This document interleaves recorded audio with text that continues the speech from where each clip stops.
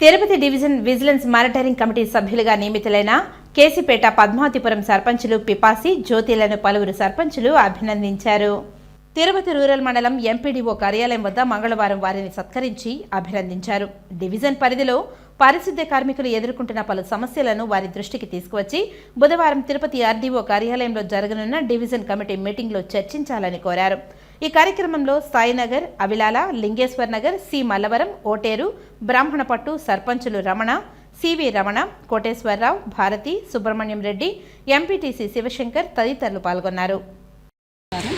Vigilance monitoring కమిటీకి ధన్యవాదాలు. ఈ అవకాశం ఇచ్చినటువంటి ప్రభుత్వానికి ధన్యవాదాలు తెలుపుతున్నాను. నేను నాతోటి సర్పంచ్ పిపాసన్న గారికి, కేసీపేట సర్పంచ్ గారు, నేను పద్మావతిపురం సర్పంచ్, నాకు ఈ అవకాశం ఇచ్చినటువంటి మన ప్రభుత్వానికి ధన్యవాదాలు. ఈ అవకాశం ప్రతి గ్రామంలోనూ తప్పకుండా ఇలాంటివి ఏ సమస్యలు వచ్చినా తప్పకుండా నిర్వర్తిస్తానని మీ అందరికీ తెలియజేస్తున్నాను. పద్మావతిపురం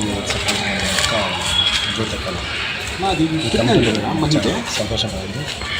అదేవిధంగా ఈ కమిటీలో మమ్మల్ని వేసినందుకు మా శక్తి వంచన లేకుండా కమిటీలో మా పాత్రను మేము ఖచ్చితంగా నిర్వర్తిస్తామని మా మండలానికి, మా నియోజకవర్గానికి, మమ్మల్ని వేసిన మంచిపోతానికి శాశ్వతంగా ప్రయత్నం చేస్తామని ఈరోజు చాలా శుభదినం. ఎందుకంటే మా తోటి సర్పంచులు పిపాసి గారు, మా జ్యోతమ్మ చెల్లెలు ఇద్దరికి కూడా రాష్ట్ర ప్రభుత్వం ద్వారా విజిలెన్స్ అండ్ మానిటరింగ్ కమిటీలో మెంబర్లుగా వేశారు, నామినేట్ చేశారు. మరి డివిజన్లో సుమారుగా 100 పంచాయతీలు ఉంటాయి, 100 పైగా గ్రామ పంచాయతీలు ఉన్నా కానీ మన తిరుపతి గ్రామీణ మండలం నుంచే ఇద్దరు సర్పంచులు ఈ కమిటీకి ఎన్నుకుంటే ఆ ఇద్దరు సర్పంచులు కూడా మన రూరల్ మండలానికి, చంద్రగిరి నియోజకవర్గానికి రావడం ఇదిగా మాకందరికీ కూడా గర్వకారణం. ఈ కమిటీలో చెల్లెళ్ళు, తమ్ముళ్ళు కలెక్టర్ గారి ఆధ్వర్యంలో పనిచేస్తుంది. అనేక మంది మీరు చూసినప్పుడు తిరుపతి కమిషనర్ కూడా మెంబర్గా ఉంటున్నారు. అదేవిధంగా డివిజన్లో ఉండే ఆల్ ఎంపీడీఓస్, ఎంపీపీస్ కూడా మెంబర్లుగా ఉంటున్నారు. డిఎస్పీస్ అందరూ డిఎస్పీలు కూడా డివిజన్లో ఉండే డిఎస్పీలు కూడా మెంబర్లుగా ఉంటున్నారు. వీళ్ళందరి తరపున కూర్చొని రేపే ఆర్డీఓ ఆఫీసులో వీళ్ళకు ఒక ఫస్ట్ మీటింగ్ కూడా జరుగుతూ ఉంది.